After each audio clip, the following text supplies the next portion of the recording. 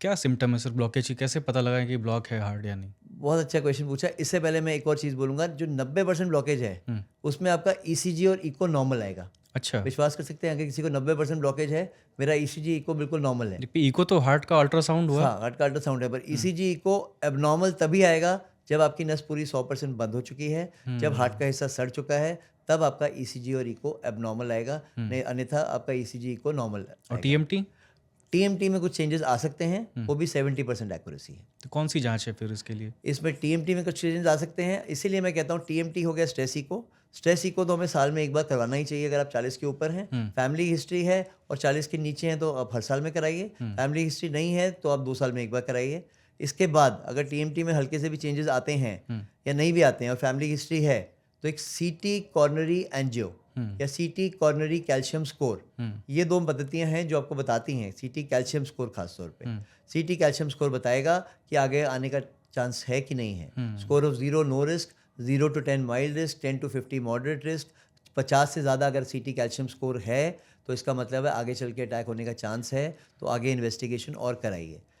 जब हम बात करते हैं एंजियोग्राफीज़ की, 3 तरह की एंजियोग्राफी होती हैं, CT angio, mini angio, major angio. CT angio एक बहुत अच्छा टेस्ट है 20-25 साल लड़के के के लिए रूल आउट करने के लिए। इंग्लिश में बोलते हैं it has got a good negative predictive value. हुँ, लेकिन यही सीटी एंजियो 50 साल या 55 साल की उम्र में किसी को अगर डायबिटीज़ है तो it will confuse you more than convince you.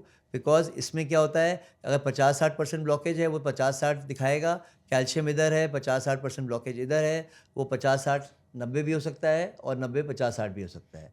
तो हुँ। It is going to confuse you more than convince you. अच्छा, तो एक इसलिए केस में हम लोग मिनी एंजियो करते एक हैं। उम्र के बाद क्या ब्लॉकेज सभी को होने का खतरा रहता है? देखिए 10-20% ब्लॉकेज एक्सेप्टेबल है। हुँ, आइडियली ज़रूरी नहीं है कि सबको ब्लॉकेज हो। हुँ, अगर कोई अच्छी तरह से अपना जीवन व्यतीत कर रहा है, स्पोर्ट्स खेल रहा है, नियमित रूप पे आहार कर रहा है, नियमित रूप पे एक्सरसाइज कर रहा है, योगा, मेडिटेशन, ध्यान कर रहा है, तो उसको ब्लॉकेज नहीं होगी। हुँ, बिल्कुल नॉर्मल होगा। ज़रूरी नहीं है कि सबको ब्लॉकेज हो। फिर आपका दूसरा सवाल जैसे आपने मेरे से पूछा था कि क्या सिम्पटम्स हैं हार्ट अटैक होने के? हुँ, अगर आप उँगली से बता सकते हैं कि मुझे यहाँ दर्द हो रहा है, यहाँ दर्द हो रहा है, वो हार्ट डिज़ीज़ नहीं है। हुँ।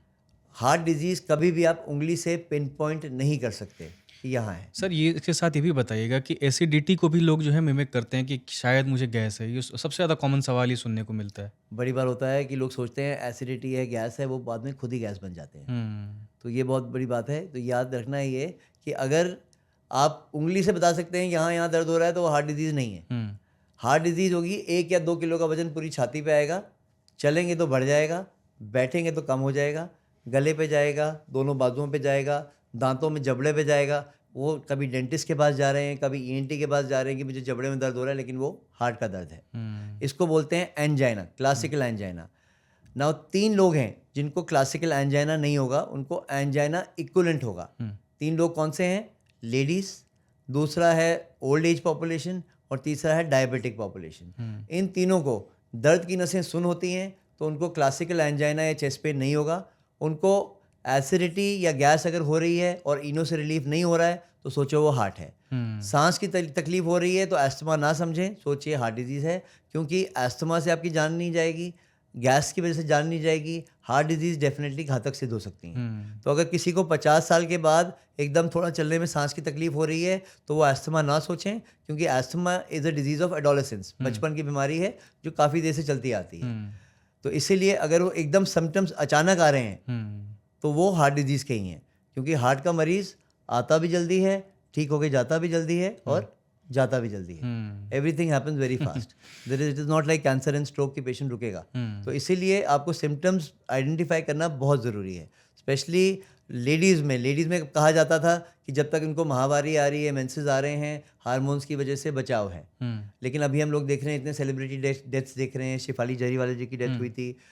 तो जो अब हम लोग देख रहे हैं कि हार्मोन प्रोटेक्शन भी उतना नहीं कर पा रहा तो है, बिकॉज़ मेनोपॉज़ में रहता है हार्मोन्स कुछ ऐसे रहते हैं क्या जो मेंसेस में जब तक मेंसेस आते हैं, हुँ, हार्मोन्स रहते हैं, तब तक 45-50 तक लेडीज़ को बचाव होता था। ट्रेडिशनल टीचिंग ये होती थी। हुँ, लेकिन आजकल smoking, vaping, steroid, supplements, oral pills, हुँ, ये सब लेने की वजह से जो हार्मोनल प्रोटेक्शन है वो भी चली गई है। हुँ, लेडीज़ अब जो प्रेगनेंसी की एक एज होती थी वो सब हम लोग अगर नहीं कर रहे हैं तो वो सब चीज़ें सब खत्म हो गई हैं, तो एज अ रिज़ल्ट हम लोग देख रहे हैं कि लेडीज़ को भी उतने अटैक आ रहे हैं जितने मेल्स को आ रहे हैं। लेकिन अभी भी 9:1 फेवर में है, 9 मेल्स में होगा, 1 फीमेल्स में होगा अटैक होने का चांस। सर जांच में एक सवाल मेरा रह गया था कि आपने बताया कि इको टीएमटी और ये जांचें करा लें।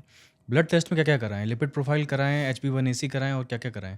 देखिए लिपिड प्रोफाइल में मैंने बताया, एक तो लिपिड प्रोफाइल, एक आता है एक्सटेंडेड लिपिड प्रोफाइल। तो एक्सटेंडेड लिपिड प्रोफाइल किसी को अगर ज़्यादा रिस्क फैक्टर नहीं है तो जीवन में एक ही बार करवा ले।